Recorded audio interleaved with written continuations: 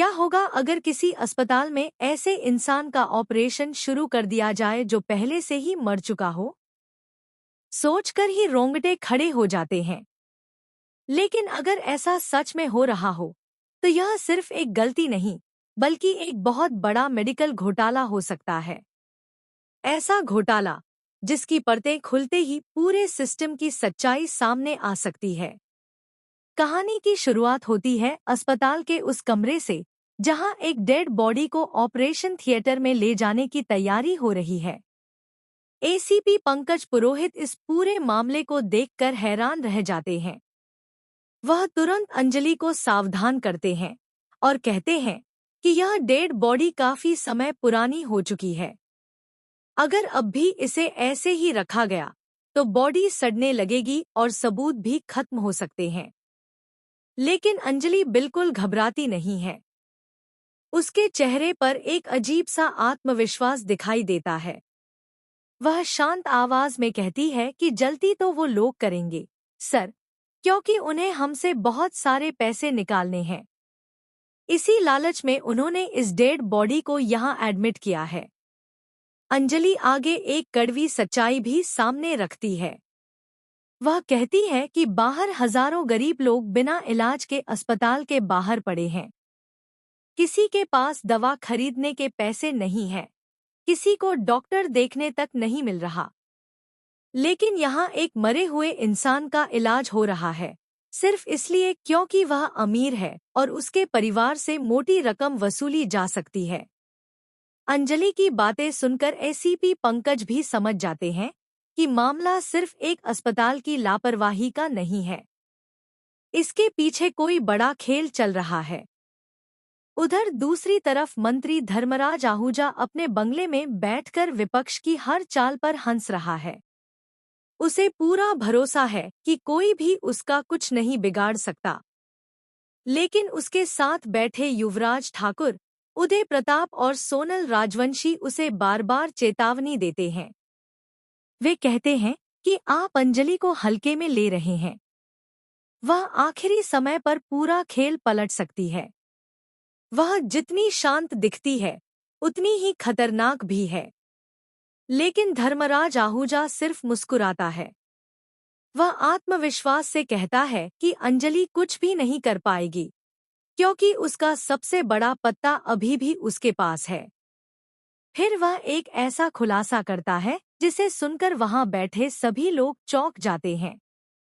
धर्मराज बताता है कि रानी मौजूमदार अंजलि को जीतने ही नहीं देगी। उसने पहले से ही ऐसा जाल बिछा दिया है जिसमें अंजलि खुद फंस चुकी है। धर्मराज आगे बताता है कि गणेश की चिंता, शादी का पूरा नाटक और गिन्नी के आंसू, यह सब पहले से ही प्लान किया गया था। यह सिर्फ एक भावनात्मक जाल था जिसमें अंजलि को फंसाना जरूरी था ताकि सही समय पर उसे कमजोर किया जा सके। यह सुनकर वहां मौजूद लोग हैरान रह जाते हैं। युवराज ठाकुर के चेहरे पर तो एक अलग ही मुस्कान आ जाती है। उसे लगता है कि अब वह अंजलि से अपने पुराने हिसाब चुकता करने का सही मौका पा सकता है। उधर अस्पताल में एक और बड़ा खेल शुरू हो चुका है। धर्मराज का आदमी तरुण डॉक्टरों से कहता है कि मरीज की हालत बेहद गंभीर है और तुरंत हार्ट ऑपरेशन करना पड़ेगा। लेकिन असली सच्चाई कुछ और ही है। दरअसल वह मरीज पहले से ही मर चुका है। फिर भी उसके परिवार से मोटी रकम मांगी जाती है और उन्हें डराया जाता है कि अगर तुरंत ऑपरेशन नहीं हुआ तो मरीज की जान जा सकती है। उधर जब मंत्री धर्मराज आहूजा तरुण को फोन करता है, तो तरुण बेहद खुश होकर बताता है कि आज तो बहुत बड़ी पार्टी हाथ लगी है। परिवार बहुत अमीर है और उनसे करोड़ों रुपए तक वसूले जा सकते हैं। वह हंसते हुए बताता है कि पेशेंट तो पहले से ही मर चुका था। बस थोड़ी देर का ड्रामा करना है और फिर शाम तक पैसे लेकर डेड बॉडी वापस कर देंगे। यह सुनकर धर्मराज आहूजा बेहद खुश हो जाता है। उसे लगता है कि उसका प्लान पूरी तरह सफल हो रहा है। लेकिन उसे यह नहीं पता कि अंजलि इस पूरे खेल को समझ चुकी है और वह सही समय का इंतजार कर रही है। इसी बीच बस्ती में एक और सस्पेंस भरा मोड़ आता है। मंत्री धर्मराज गिन्नी को फोन करता है और पूछता है कि सब ठीक चल रहा है ना। गिन्नी कहती है कि हाँ, किसी को उस पर शक नहीं हुआ है और सब कुछ प्लान के मुताबिक चल रहा है। लेकिन तभी एक ऐसी घटना हो जाती है जो पूरे खेल को बदल सकती है। अभय अचानक गिन्नी को फोन पर बात करते हुए सुन लेता है। उसकी बातें सुनकर अभय को समझ आ जाता है कि गिन्नी कुछ छिपा रही है। गुस्से में अभय कहता है कि मेरा शक गलत नहीं था। तुम आस्तीन का सांप हो, गिन्नी। तुम कभी नहीं बदल सकती। अभय तुरंत अंजलि को फोन करता है और उसे गिन्नी पर शक होने की बात बताता है। लेकिन अंजलि पहले उस पर विश्वास ही नहीं करती। उसे लगता है कि शायद अभय गुस्से में कुछ ज्यादा ही सोच रहा है। तभी अचानक गिन्नी फोन छीन लेती है और अंजलि से पूछती है कि तू अभय से बात क्यों कर रही है। उस पल माहौल बिल्कुल तनावपूर्ण हो जाता है। लेकिन अंजलि बहुत शांत रहती है। वह धीरे से कहती है कि अगर तू सच में पहले वाली गिन्नी बन गई है और तुझे अपनी गलती का एहसास है, तो मैं तुझे अभय वापस दिलाऊंगी।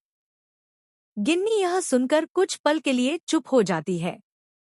अब कहानी एक ऐसे मोड़ पर पहुंच चुकी है जहां हर किरदार का असली चेहरा सामने आने वाला है। एक तरफ अस्पताल में चल रहा बड़ा मेडिकल घोटाला है, दूसरी तरफ राजनीति का खतरनाक खेल और तीसरी तरफ रिश्तों का धोखा। अब सबसे बड़ा सवाल यह है कि क्या अंजलि का डेड बॉडी वाला प्लान सच में धर्मराज आहूजा का पूरा काला सच दुनिया के सामने ला पाएगा?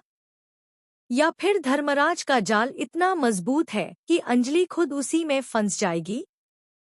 और अगर सच्चाई सामने आई, तो क्या पूरा सिस्टम हिल जाएगा? यह जानने के लिए कहानी का अगला मोड़ बेहद दिलचस्प होने वाला है। अगर आपको ऐसे ही लेटेस्ट और सस्पेंस से भरे अपडेट्स पसंद आते हैं, तो चैनल को सब्सक्राइब करना बिल्कुल भी मत भूलिए।